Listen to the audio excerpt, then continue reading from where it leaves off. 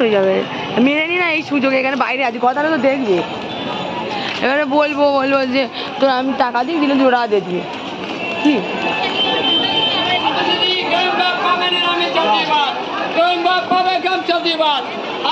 নিরামিষ খাবার নিরামিষ চাষিবাদ, গম বাপ পাবে গম চাষিবাদ।